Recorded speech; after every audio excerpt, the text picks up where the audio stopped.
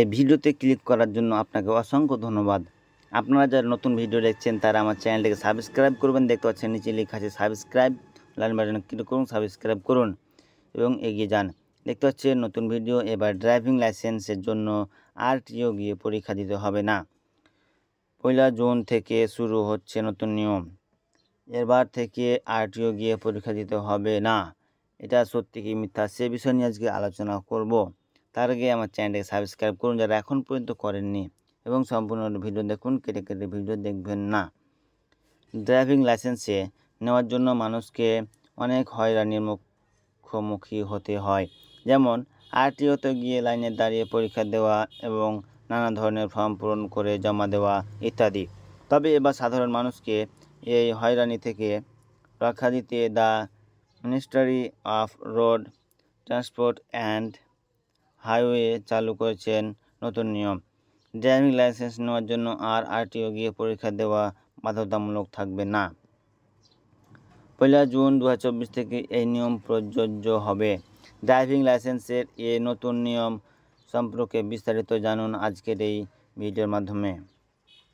এখনও পর্যন্ত সবাইকে ড্রাইভিং লাইসেন্স বানানোর জন্য দ্য রিজিওনাল ট্রান্সপোর্ট অফিস আরটিও-তে যেতে হতো, যার কারণে ড্রাইভিং লাইসেন্স পেতে অনেক সময় লাগতো।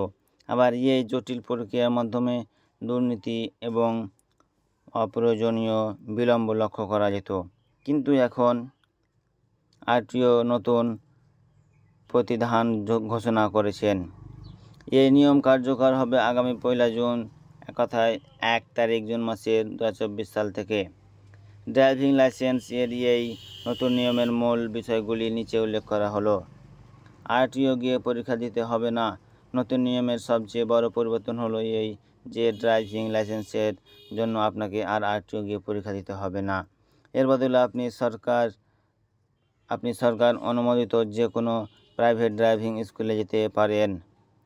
মনে করা হচ্ছে যে এই পরিবর্তনের ফলে আর অপ্রয়োজনীয় বিলম্ব হবে না। প্রাইভেট ড্রাইভিং স্কুলের দায়িত্ব সরকার অনুমোদিত প্রাইভেট ড্রাইভিং স্কুলগুলি ড্রাইভিং পরীক্ষা করার জন্য অনুমোদিত হবে। অর্থাৎ এই স্কুলগুলিতে পরীক্ষা দিয়ে আপনি লাইসেন্স পেতে পারেন। তবে এর জন্য স্কুলগুলিকে কিছু প্রয়োজনীয়তা পূরণ করতে হবে। সেগুলি নিম্নরূপ: 2 হুইলার প্রশিক্ষণের জন্য কমপক্ষে একবার এবং 4 চাকা প্রশিক্ষণের জন্য কমপক্ষে 2 একর জমি থাকা প্রয়োজন। মোটরসাইকেলের জন্য 1 একর এবং 4 চাকার জন্য 2 একর জমি থাকা প্রয়োজন।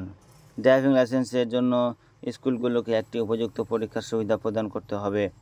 প্রশিক্ষণের জন্য একজন উচ্চ বিদ্যালয় ডিপ্লোমা, সর্বনিম্ন 5 বছরের অভিজ্ঞতা এবং আইটি সিস্টেমের জ্ঞান সম্পন্ন শিক্ষক নিয়োগ করতে হবে। আরও পড়ুন, 14 জুনের পর অকেজো হয়ে যাবে 10 বছর পুরনো আধার কার্ড। দেখুন কি জানিয়েছে ইউআইডিএআই। প্রশিক্ষণের ন্যূনতম সময়কাল বাধ্যতামূলক। ড্রাইভিং লাইসেন্সের জন্য পরীক্ষা নেওয়ার আগে পরীক্ষার্থীদের ন্যূনতম সময়কালের জন্য প্রশিক্ষণ করাতে হবে প্রাইভেট ড্রাইভিং স্কুলগুলিকে। প্রশিক্ষণের পাঠগুলি ট্রাফিক আইন শেখা এবং ব্যবহারিক প্রশিক্ষণ বা ড্রাইভিং শেখার মধ্যে ভাগ থাকবে। প্রশিক্ষণের ন্যূনতম সময়কাল নিম্নরূপ: হালকা মোটর গাড়ির লাইসেন্স পাওয়ার জন্য প্রশিক্ষণের ন্যূনতম সময়কাল হল 29 ঘন্টা বা 4 সপ্তাহের বেশি।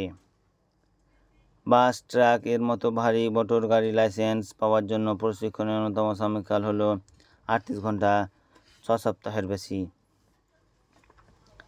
ট্রাফিক আইন উল্লঙ্ঘন করলে কঠোর শাস্তি এবং ড্রাইভিং লাইসেন্সের নতুন নিয়মে সড়ক নিরাপত্তার উপরেও জোরদার ফোকাস করা হয়েছে।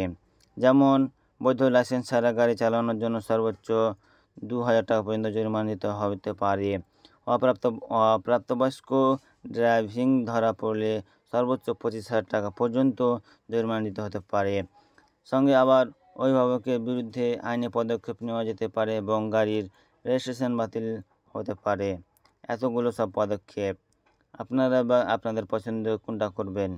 আপনাকে পরীক্ষা দিতেও পারেন বা স্কুলে শিখেও আপনারা ওখান থেকে ডাইরেক্ট ড্রাইভিং লাইসেন্সের জন্য অ্যাপ্লাই করতে পারেন, সেটা আপনাদের মার্জি, এটা করবেন। যদি ভিডিও দেখে আপনাদের একটু উপকৃত হয়ে থাকেন, যারা এখন পর্যন্ত সাবস্ক্রাইব করেননি তারা অবশ্যই সাবস্ক্রাইব করুন এবং সম্পূর্ণ যারা ভিডিও দেখলেন তাদের অসংখ্য ধন্যবাদ। আসসালামু আলাইকুম। ভালো থাকবেন, সুস্থ থাকবেন। এরকম ভিডিও পাওয়ার জন্য চ্যানেলকে সাবস্ক্রাইব করুন এবং কমেন্ট করে জানাবেন কীরকম ভিডিও আপনাদের লাগবে।